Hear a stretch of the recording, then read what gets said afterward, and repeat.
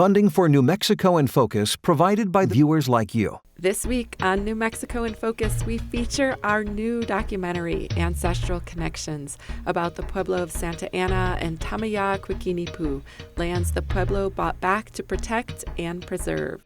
To be able to tell my children, we have always been here, we're primordial in a sense. So to be able to show my kids, our kids, everyone's kids, we've been here, we're going to continue to be here. As part of an Our Land special, we also peer beneath the surface of the Gila River to learn more about rivers and what they have to teach us. New Mexico in Focus starts now. In New Mexico, our diversity is our strength. Our diversity of communities and histories, cultures, and perspectives, and our diversity of landscapes. This means there are many ways to know our landscapes, to protect them, and to learn from them. We're going to start this week's show with a look back to a 2021 conversation with Julia Bernal, Executive Director of Pueblo Action Alliance. Bernal and I talked about land back and water back, and she shared her vision of how managing rivers from a Pueblo feminist perspective can benefit everyone, especially as the climate changes. Julia Bernal, thanks for joining me on New Mexico in Focus. Thank you so much. So I've heard you talk about a Pueblo feminist perspective on New Mexico's rivers and water. I was wondering, can you talk a little bit about what that is and how that's different from how we treat our rivers today? Sure. Well, thank you for having me on today. So I've essentially been trying to push this narrative of the need for a Pueblo feminist perspective in water management specifically. And this is because, through a Pueblo perspective, I'm only speaking from my own personal experience. Femmes, women are typically the carriers of water. They hold water, and they're associated with water. And our understanding of water is far greater, I believe, than what the dominant paradigm is offering to us, which is typically through, a white male perspective. And especially here in the Southwest and along the Middle Rio Grande, the Rio Grande Basin, if that, Pueblo people have been stewarding, inhabiting, and being in relation with our waterways since time immemorial. And women and femmes play a very vital role, in that relationship. We view our waterways as mothers, and, this innately gives us this spiritual and inherent relationship with our waters. So, we understand water in that way, and so I think it's important, now, especially since we're in climate crisis. Climate has, it's been changing historically over time, but it's rapidly changing now, and it's impacting how we live in, with the community and how we're living with our communities. And so there needs to be radical and drastic change in how we manage our water and how we manage the watershed, if that. And so I just really believe that if there are more feminist perspectives, Pueblo feminist perspectives in water conversations, management strategies would definitely shift. So lots of people have heard about land back. I'm interested in learning more about water back and what that means here in New Mexico.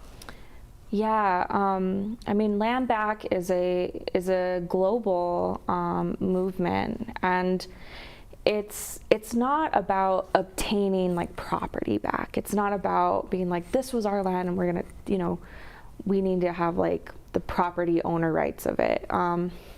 It's more about the resurgence of indigenous stewardship and management, because we believe that, what we do and our perspective is beneficial for everyone. And the same thing with water. So when we were thinking about what water back meant to us, we thought about how tied land is to water and how important water is in Pueblo culture. I mean, a lot of our ceremonies and songs and dances really do revolve around speaking to, you know, our water gods and asking for abundance and healthy watersheds and healthy communities. That's very core to, you know, our ways of life and our worldview. And so again, if we were to have a resurgence of that indigenous worldview and identity and how we manage land and water, it would be beneficial for everyone. And also just that we need to shift the way we look at water. The water to us, the Middle Rio Grande, that's our river mother, and so that is a reason why it's important for us to reassert that personhood, because if we asserted a personhood on our waterways, we'd probably treat her a lot differently, you know? We'd probably have a lot more respect and acts of reciprocity rather than, you know, damming it and allocating it and, you know, wasting it even.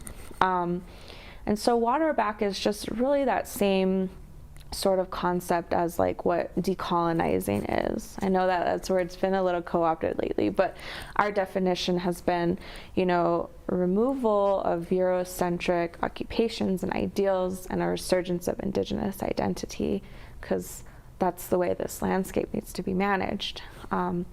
And of course, you know, especially here in the Southwest, you know, water security, water scarcity are real things, and they're going to continue to be very real things.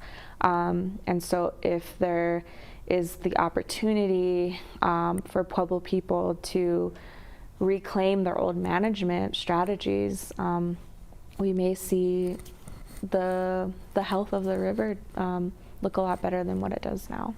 So it sounds to me like, I think sometimes when people hear land back or water back, they get like really defensive and think about it in terms of colonizing, basically, like taking something, keeping it. But it sounds to me like what you're talking about is something that's really different from that, that it's land back and water back is something that benefits lots of people, many people, everyone, maybe. Can you talk a little bit more about that?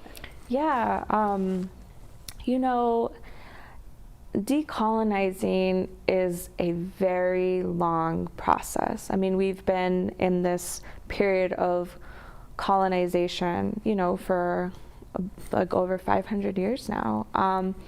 And so it's not about like going back in time, you know, it's not about like going back in time where there wasn't like technology or there wasn't, you know, these human advances. But it was a time where the land was viewed as our earth mother, the water was viewed as our water mother, and we took what we needed and also gave back. And so we're also navigating a foreign language, you know, English. And so in order for us to convey these decolonial thoughts in English is always something too that we have to navigate. Land back and water back have been two movements that seem to align with a lot of indigenous values, but also upset non-indigenous people too. So there's this need for a conversation around or even just creating spaces to really think deeply about what it means to decolonize. And we're still even, you know, in those conversations right now. Like, we don't have the answers now. There's a lot that needs to be undone, and there's a lot that needs to be learned. But, you know, the way that water is, it moves, you know, and if it's stagnant, its quality gets really poor. And so, you know, we view water as a very transformative process. I mean, our river has been changing so much over millennia, and we need to look at things in that perspective too. And also come to terms with the fact that we may never see might never see that change, but at least, we're trying to create space and, again, deep thinking for what our futures could potentially look like. Because at the end of the day, Indigenous people, we have the inherent birthright to just enjoy our landscapes, and that's the ultimate goal, I think. And inviting other non-Indigenous people to also know what it means for that enjoyment of the landscape. Again, it's beneficial for everybody, and not just humans, non-human relatives as well. Right. Well, Julia Bernal, thank you so much for talking with me today. Yeah, thank you so much. You just heard Julia Bernal say that for her, the Middle Rio Grande is her river mother. And when we think of rivers that way, we treat them differently. We treat them with more respect and a sense of reciprocity. I think about that a lot. I also think about how rivers really are their own creatures. And as living beings, they have a lot to teach us. Last summer, the Our Land crew visited the Gila River to consider what lessons the Gila holds for the rest of the state and the Colorado River watershed.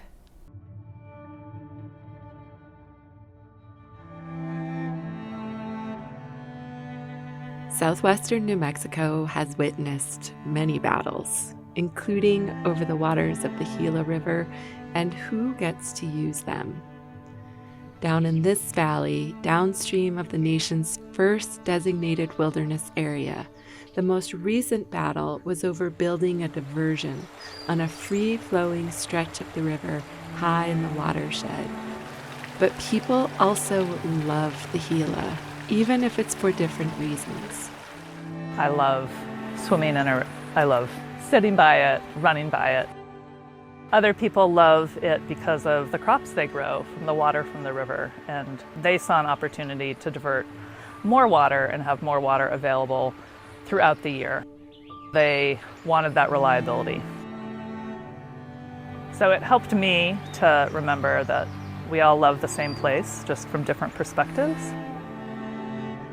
This river is home to so much life. It nurtures farmlands and cities, wildlife and ecosystems.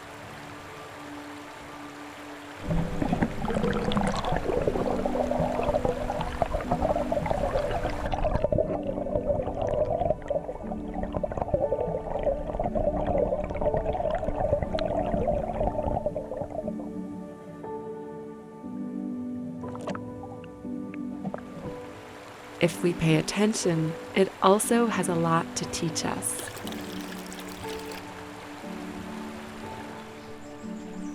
I like to call it a reference river, a place that we can come and kind of learn how rivers used to work before they were dammed and over-diverted and dewatered. We can't really restore rivers without there being some water in them.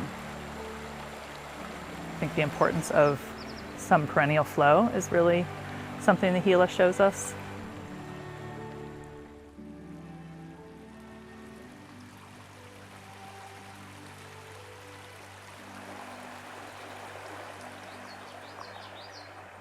As we try to live with climate change and this increased range of flows, we're going to have even bigger floods, and we're going to have even lower flows and longer periods of low flows.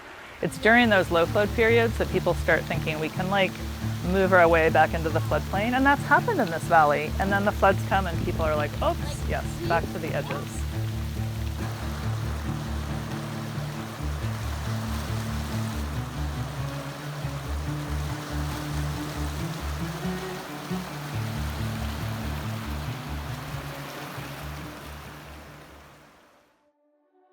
The Gila is a tributary of the Colorado River, where further downstream, major cities and big irrigation districts vie for water from the Colorado's declining flows and dropping reservoirs. Here, high in the watershed, the Gila offers something else. Wildness, unpredictability, a glimpse at the past, and a map for the future.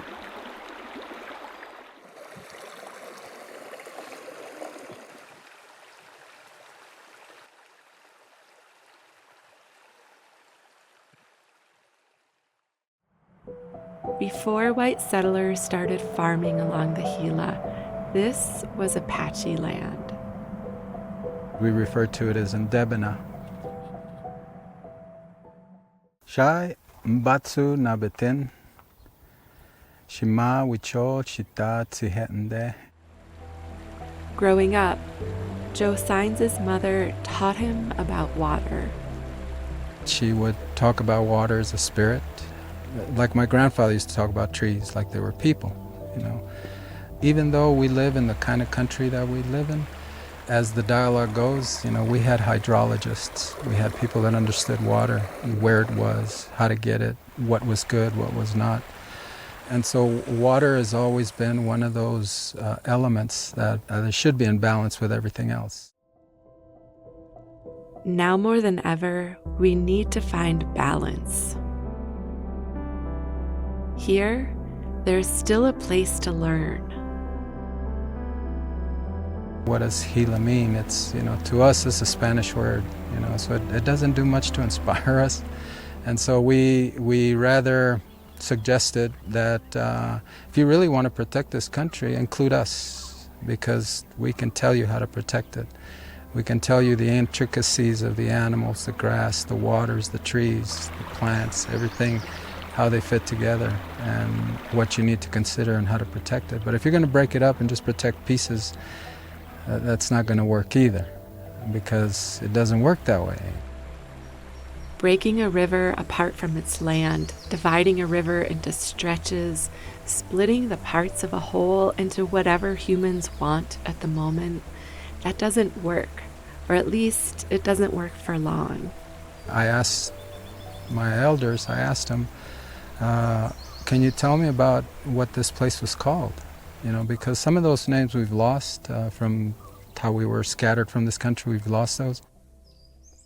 They themselves asked around to other elders, and the closest thing that we could come to that they shared with me was that at one point they may have referred to the Gila and this region as Huthli, a term that describes the beginning, where everything emanates from, the start. And so it ties in with our creation stories, the river itself. Saenz says that for the Apache, culture revolves around change. But so many of the changes he sees today around his home and when he leads outfitting trips into the Gila, those are different.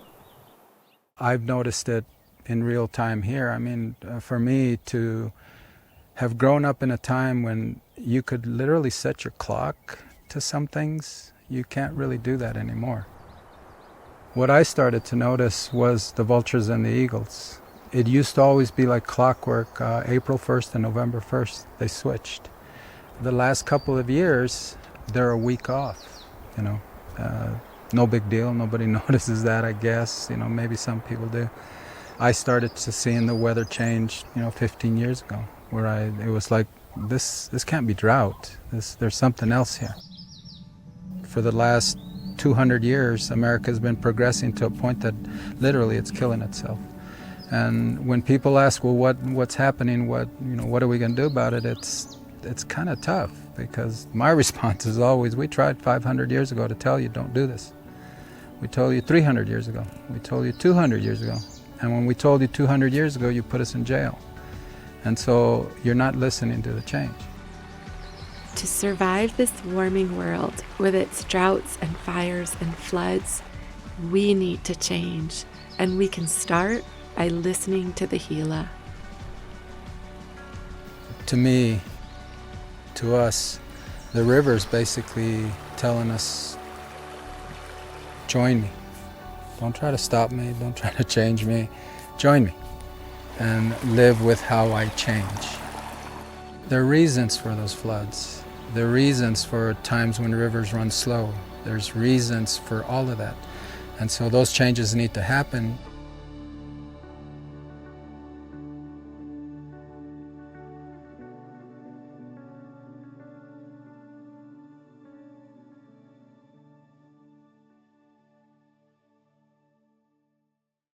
And one of our very first episodes of Our Land, we visited the Pueblo of Santa Ana to learn about restoration and wildlife work along the Rio Grande and atop Santa Ana Mesa. Let's take a look back at that show from 2017. The Pueblo of Santa Ana sits next to the Rio Grande, north of Albuquerque and Rio Rancho. For nearly 900 tribal members, the land is not only home, but an important place that connects them to their ancestors. The river has always been important to us culturally for the Pueblos and for Santa Ana. We have traditional dances, grandparents, parents tell you, and they tie in with the ecological system as a whole for the reason why we're doing it. Governor Montoya says protecting medicinal plants and culturally significant areas and wildlife is important for the tribe, and that others in New Mexico can see the work they're doing when they visit the Pueblo for events or recreation. I think a lot of people, no matter the ethnicity, people like to see the bosque in its state that it was. The tribe has been working to restore the bosque and the Rio Grande for decades, but far from the riverbanks, there's even more work being done. The tribe's Natural Resources Department is restoring turkey populations, trying to help endangered fish and birds, and tracking mountain lions and bears. They've also worked on restoring healthy fire to the landscape and install water features for wildlife. And in 2005, the Tribal Council created a wildlife conservation code. This vision was created by tribal leaders for the benefit of everyone living at Santa Ana. Part of the work is thinning out trees and returning lands to what they once were before colonization and livestock grazing. It's pretty intense, this work, and you have to be out here in the winter and the hot summer, cold. It's just all noxious weeds that are out here, so we try to bring all the grasslands back to what it was back before. When we cut the trees and throw the slash down, and it's not so hot when you put down fire, it brings back all the grasses. I like being out in the outdoors, and it's a good job for me, and it's close to home. I don't have to deal with traffic. Most parts of Santa Ana Pueblo are off limits to non-tribal members unless invited. In parts of the Pueblo's 79,000 acres, pronghorn have been reintroduced after nearly 40 years of being missing from the area. There used to be antelope up here on the mesa. This is Santa Ana Mesa, and there used to be antelope along Highway 550. It was coming kind of this periphery herd that would come from the Rio Rancho area. Bringing them back was something that the council requested. The Santa Ana Pueblo Natural Resources Department worked with state and federal officials to gain permits and funding to bring in about 100 pronghorn. They started releasing the animals in 2009. Not all survived. Some were eaten by predators, and a few died from the stress of being moved. Others traveled beyond the borders of the Pueblo. There are currently about 70 pronghorn on the Pueblo, and the department is also following mountain lions and other predators that are outfitted with GPS collars. We'll be able to look at what kind of impact are they having, how many animals are they killing on the Pueblo and what species. We're also looking for travel corridors. Are these large carnivores moving on and off the Pueblo, and if so, where are they moving, so that we can try to protect those areas and provide connectivity for wildlife in this area. I think they're off in that direction over there. You want to look? Glenn Harper has worked for the tribe for nearly 20 years. He says a changing climate and new challenges will test the groundwork that's already been laid for wildlife and people. Tribal Council has been a leader, I think, in the Rio Grande Valley and supporting restoration work on their land, knowing that full well that there's pressures from the outside, Rio Rancho, Bernalillo, Placitas, just expanding communities, land use like mining, water issues with the lack of water. And so they know full well that in order to maintain their cultural identity, they have to protect their land. For Our Land in New Mexico in Focus, I'm Laura Paskus. Over the years, we have stayed in touch with the Pueblo's Department of Natural Resources and have continued to learn about the restoration work they're doing on Tamaya Quikini-Pu, lands that the Pueblo bought from private landowners in 2016. Here's our documentary about that called Ancestral Connections.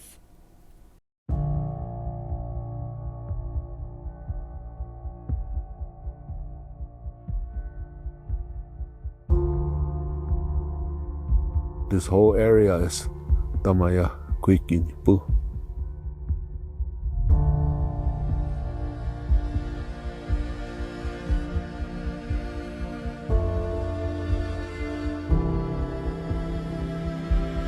This place is full of villages.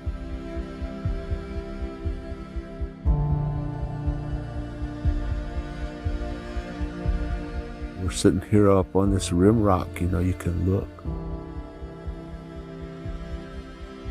Now we've got on the west there, about 5 miles out, and that's more like a basalt. That area there we call Siko. That's the name of that black mountain mesa there.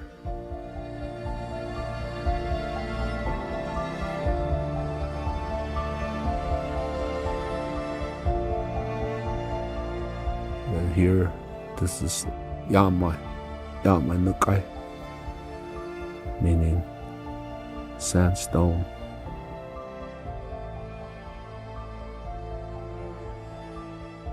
There's a lot of artifacts here. There's a lot of ruins, so it would be a traditional home to them. Cooking, hunting, walking the landscape, even down to farming in some areas where there's natural springs here, water holes. It would just be another pueblo within itself here. I'm sure there's traditional dances that will take place here, migration hikes.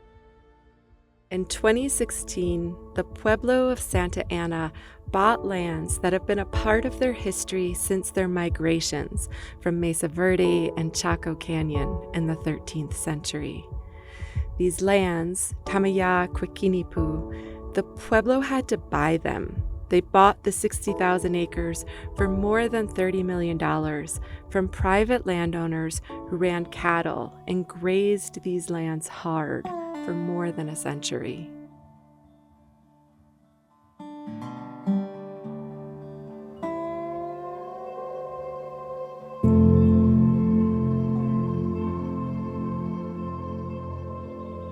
This place connects me to the past. Growing up, you hear all these stories of, where we came from, where we've been, but kind of seeing it physically it puts a bigger impact. It's kind of eye-opening for me. So this kind of just reinforces that wanting to know who you are, where you come from. The entire history dating back thousands of years is represented out here. In contrast to archaeologists mostly doing research and excavation, the Historic Preservation Office is really more about preservation, stewardship of cultural sites, and protecting them. It's telling our story from the beginning, but then it's also adding in, the present. Our story is just getting bigger and bigger, as the years go by. It's small. I don't even fit in there. You can see the hearth where they built the fire, so you can kind of imagine all the things they did back then, just living.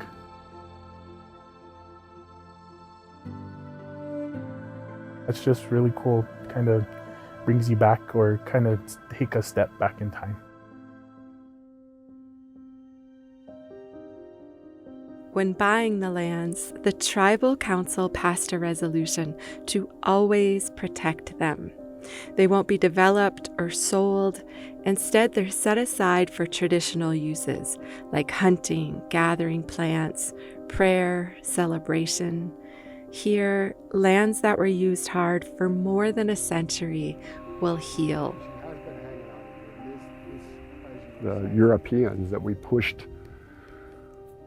took the best lands, and a lot of those best lands were those things surrounding water, and we've done a really good job of channeling that water and pulling it out and using it for our own needs and not having it left necessarily for wildlife. And so one of the things that we've found out is that you need to put water on the landscape for animals, and it really makes a big difference. And we see when we put in these, we call them wildlife guzzlers, and then they fill up on their own, and then the wildlife very quickly find them. And when you put a wildlife camera on them, you see within a month or within even a couple weeks, you just see the birds and the deer and the antelope and the elk come in and recognize these as good water sources and just regularly use them. And then culturally, those animals share that information with their young, and then it becomes a permanent water source in their minds.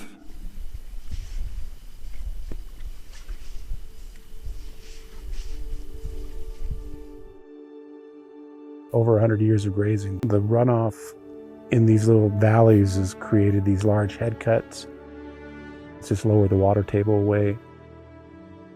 The number of head cuts that we see going through this landscape is huge, and to try to reverse that is going to take a lot of effort.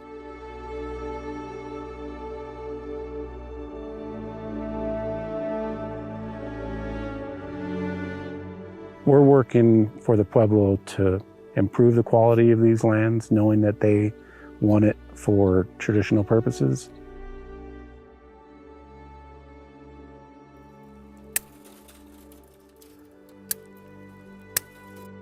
With a grant from the federal government and the National Fish and Wildlife Foundation, the Pueblo will restore grasslands and springs, and they'll remove more than 60 miles of interior fence lines. Fences that halt the movement of wildlife, trap tumbleweeds, and scar the landscape. Restoring this land won't be easy, just like buying it back wasn't. Even though the Pueblo paid $30 million for these lands 8 years ago, they still have a ways to go, legally and logistically. It's very difficult in the process of buying land back. But you gotta watch out for snakes too now. Oh, yeah. There are snake skins around too.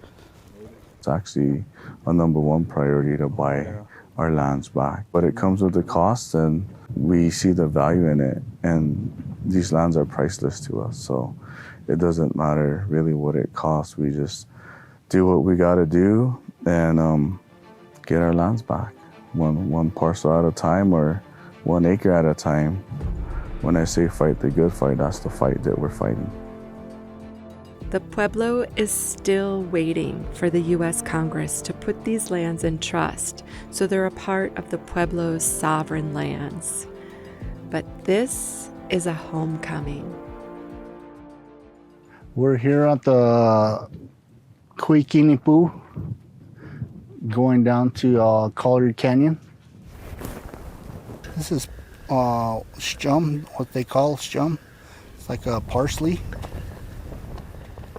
My elders taught me this growing up as I was a little kid. They showed me different types of plants we can harvest from the landscape. For me, it means a lot because my father used to say that we owned a lot of this land here. We ended up losing it, and then now that we purchased it all back, it seems like it's heartwarming that we all own it back now. And it's exciting just to be out here, out in the open. Beautiful out here. Trying to get back to our ancestral roots, and that's how I see it. These lands that protected and fed the Pueblo's people in the past today stand against the push and the shove of cities and development, which has exploded in the past few decades. 15 years ago, down by the casino, there was really no homes. And then all of a sudden, 15 years later, and then you see all these homes encroaching the boundary lines. And I think that will stop all the future development coming north and back up out this way to this property. Out took off. There's some ruins over there. And then, you know, maybe some people don't realize what we're losing in America. Like I said, it seems like to me we're living in a trashy society. We are a very, very trashy society. Coming up to this area, 65,000 acres, give or take. Yeah, you've seen solar farms down the way. Of course, that's clean energy. But just since 2016, Tamaya-Kwikinipu has been healing. This is a place I grew up. Just seeing like it's pretty much night and day, because before everyone would come in and like dump their trash or ATV, dirt bike around here, and now there's grass where you don't see grass. Either you could see deer and elk, and I've never seen deer and elk out here until like a couple of years ago. Now Dylan Eustace works for the Pueblo of Santa Ana's Department of Natural Resources, checking guzzlers, caring for this land, and gathering data on everything from wood rats to pronghorn, elk, deer, and mountain lions. When I was little, I didn't really have that. Like, I didn't have a lot of people explaining everything in detail. And when I started this job, I feel more connected, because I'm out here, I'm talking to people, I'm talking to other tribal members that have been here, other elders, and it's really pushed me to just be curious and just ask, like, what was this? Where did we come from? Why did we do this? Why did we domesticate this, or for what? So to be able to tell my children, we've always been here, we're primordial in a sense. So to be able to show my kids, our kids, everyone's kids, we've been here, we're going to continue to be here. The work of the tribe's Natural Resources Department is directed by the Tribal Council, and its employees put science to work hand in hand with traditional knowledge across all of Santa Ana's lands. Glenn Harper has worked for the Pueblo for more than 25 years. So we use a lot of Western science, or the technology that comes with that, to monitor where animals want to be on the landscape using the GPS collars. For instance, we're monitoring 25 cow elk that we've GPS collared on Mesa Prieta to see where their migration routes carry them through the seasons. For long-term planning, we need to know what areas need to be protected or improved, where we can do habitat restoration. There's a way to work both together and come out with a better outcome. There's Dan getting the call ready. I don't know why these elk had to pick these spots. We shot her up there, and she decides to come down on this side of this mountain. The helicopter's way down over there somewhere. So anyway, do what you gotta do, I guess. For 5 years, starting in 2006, the Pueblo put a moratorium on hunting to boost deer and elk populations. And with that increase came the mountain lions. It was pretty amazing, because it was right about 2015 or 2014 that you just saw lions showing up on the cameras, and it would be a female lion with 3 adult kittens, like a 10-month-old or 11-month-old kittens. And for a female lion to get 3 kittens to adulthood, because they're ready at that point, almost ready to just jump out on their own. For a female lion to get 3 kittens to that age group means that she's being really successful and that she's got a good prey base. In 2017, the Pueblo started studying mountain lions, putting GPS collars on them to track their movements across the landscape and identify what they eat. This way, they could learn more about the species and keep watch on any lions putting too much of a dent in the Pueblo's deer or elk populations. In the past few years, they have learned a lot about what lions eat. We had one lion that was named Broken Leg, and he was an adult male that, while we had him collared for 2 years, he killed around 35 to 37 badgers. He also killed 19 elk. We haven't had any lions that even approach that. We have some lions that are just eating just beavers. They're living along the Rio Grande. They eat beavers, porcupines, coyotes, gray fox, sandhill cranes. We've had other lions that are actually taking out feral horses, which is pretty interesting, because some of the female lions that we've collared, we've seen their offspring move off out of their natal range and actually kill feral horses wherever they end up. So it's kind of like this learned behavior that Mom taught them. Mountain lions are one of the most traditionally important species to the Pueblo, and they're good surrogates for identifying corridors on the landscape because they require such large home ranges. Huge home ranges. Consider Squeaks, who earned his nickname by squeaking for his mom after being collared. So there was one young male lion that we collared at 16 months old. And as young male lions do, they always disperse out of their natal range.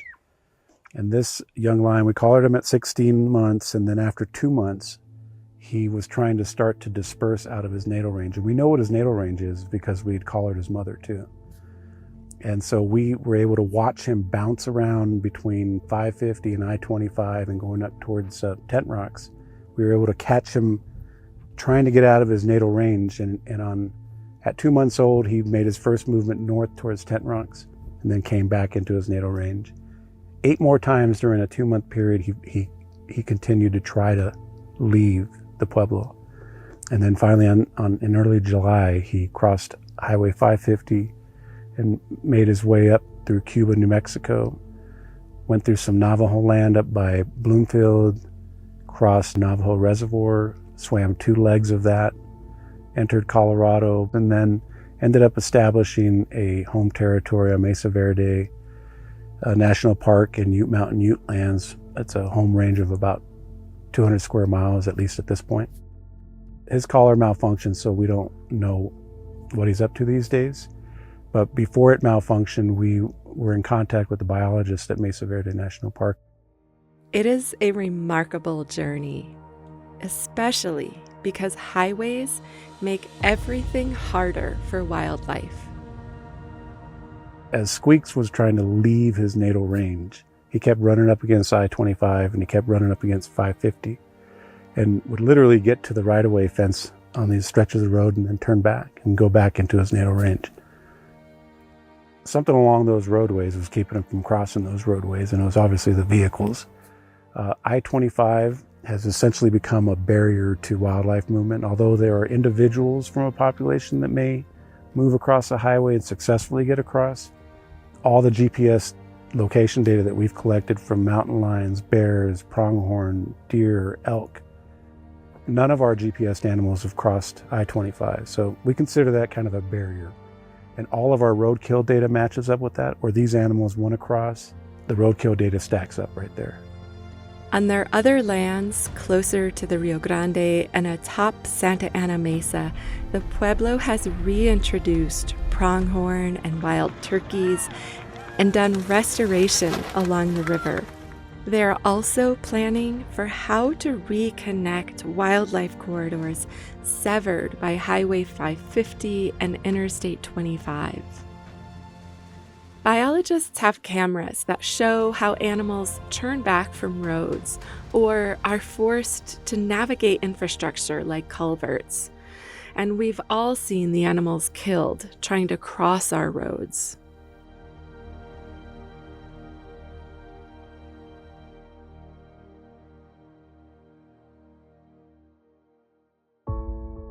Across the landscape, animals face many challenges.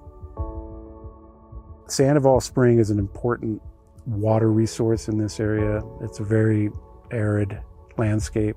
The Rio Puerco is the nearest perennial, or it's not really perennial, it's even an ephemeral water source. Unless you can develop water in these landscapes, this is one of the only water sources. It's an important area that we're looking at trying to restore. There's many signs of past misuse, fencing, the cattails, the exotic species like cattails and salt cedar, and some other exotics like tumbleweed and kosher here. Well, I came out to look at the spring to see where the water level was at and see how the cattails were doing in it. And walking around the spring, I found a dead mountain lion. It appears to be a male. an older male mountain lion. Doesn't seem to be any signs of injury. It seems like it was relatively healthy. It's really unusual to find a lion. In the 20, 30 years that I've been a biologist, I've only seen one mountain lion outside of the capture work that we do for mountain lions. So yeah, finding one dead like this is extremely unusual. As a department, our mission is really to identify problems, collect the information that we need to take it to tribal council, to have them direct us on how we should proceed. And ideally, if I could come back in 200 years, I'd like to see that this landscape is still providing all the things that are necessary for the Santa Ana people to maintain their culture. As the world around them continues to grow, they'll have the space that they need to be able to maintain that. The land back movement is growing, but for tribes, getting lands back isn't easy or straightforward. A lot has been taken. I'm just gonna put it plain and simple. A lot has been taken and nothing has been given back. Not every tribe is able to get their land back.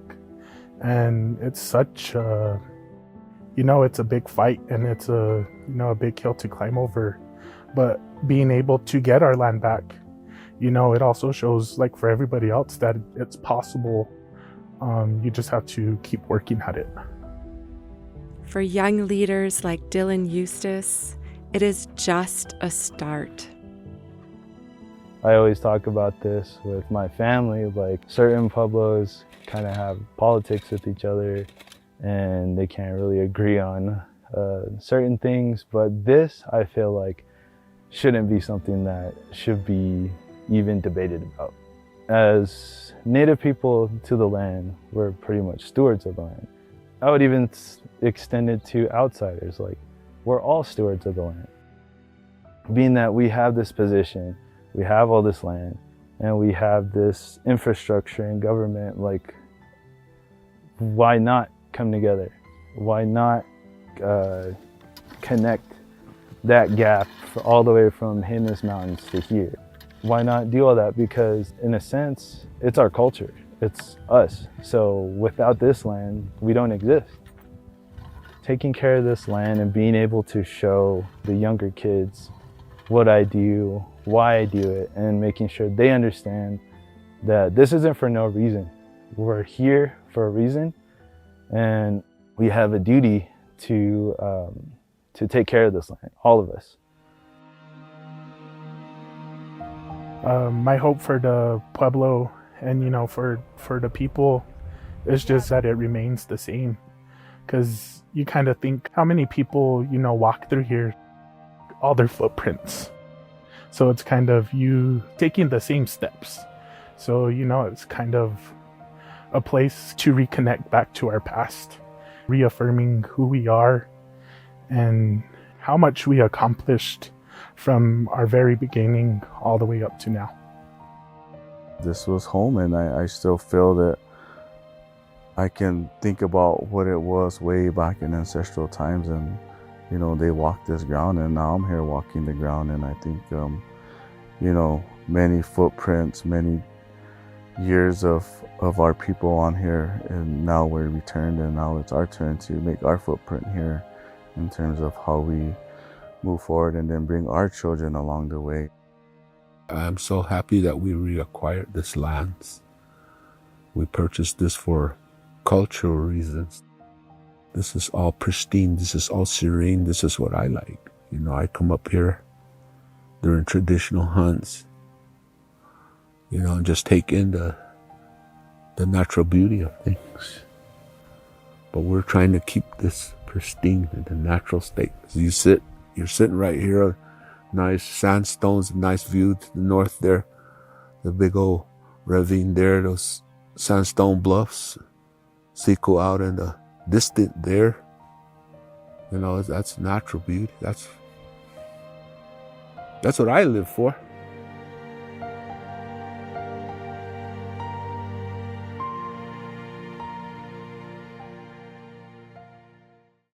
While working on Ancestral Connections, we learned about a lot of things, including how hard it is for tribes to get their ancestral lands back, and how traditional knowledge and Western science can complement one another. We also learned about the Pueblo's efforts to protect wildlife, so as individual animals and local populations, from being run over on Highway 550 and Interstate 25. This is a terrible problem, but we know that there are solutions out there. We know that we can work to protect wildlife and drivers. Let's take a look back to a show we aired in 2018 about why protecting wildlife corridors is important for everyone.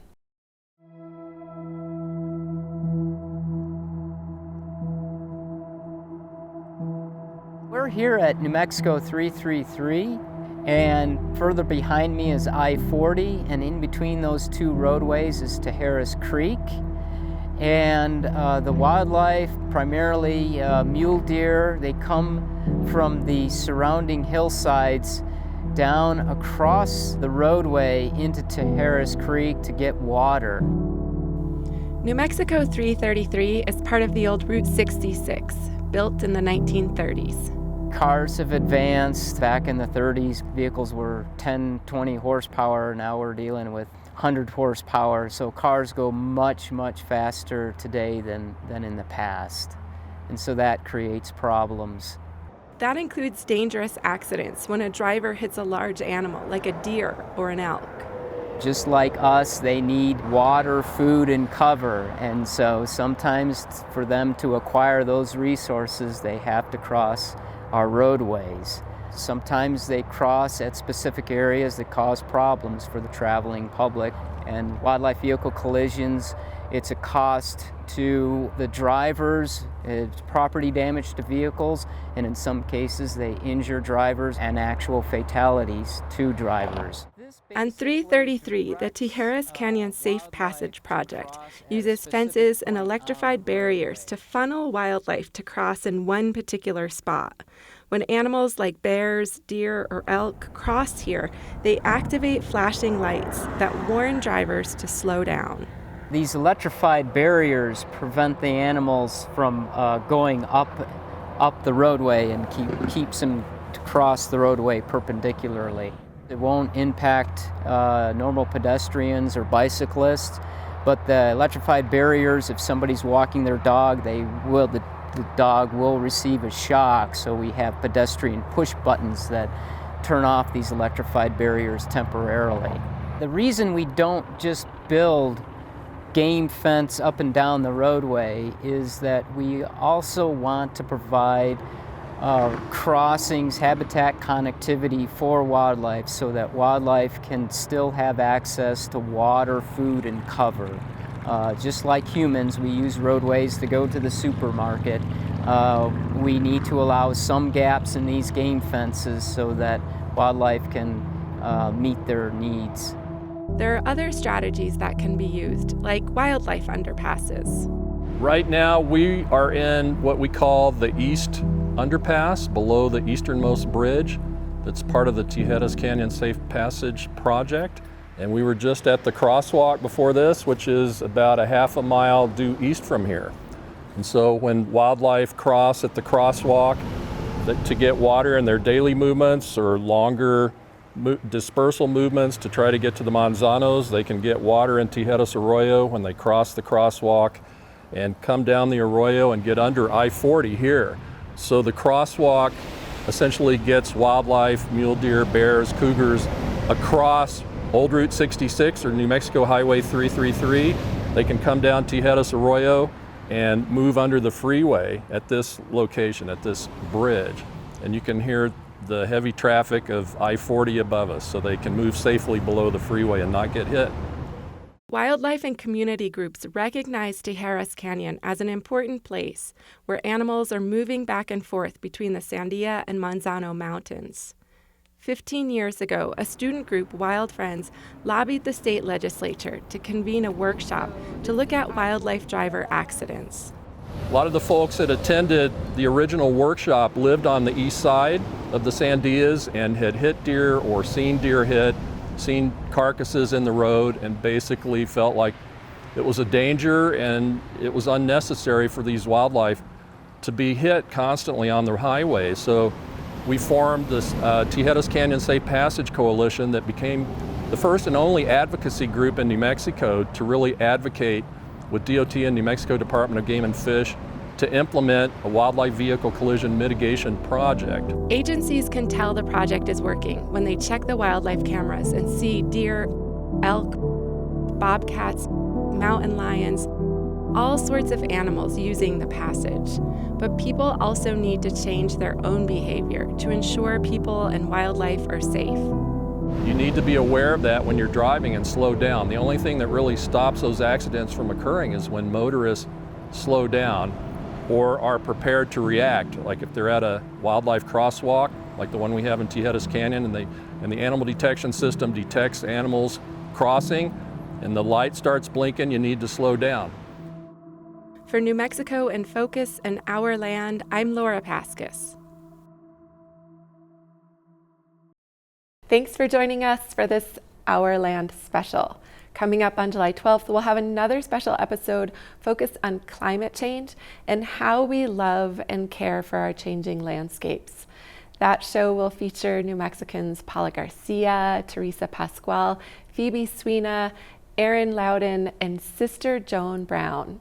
To keep on top of environmental news and upcoming segments, make sure you subscribe to Our Land Weekly and follow us on Instagram. You can find all that and more at nmpbs.org/ourland. Thanks for watching.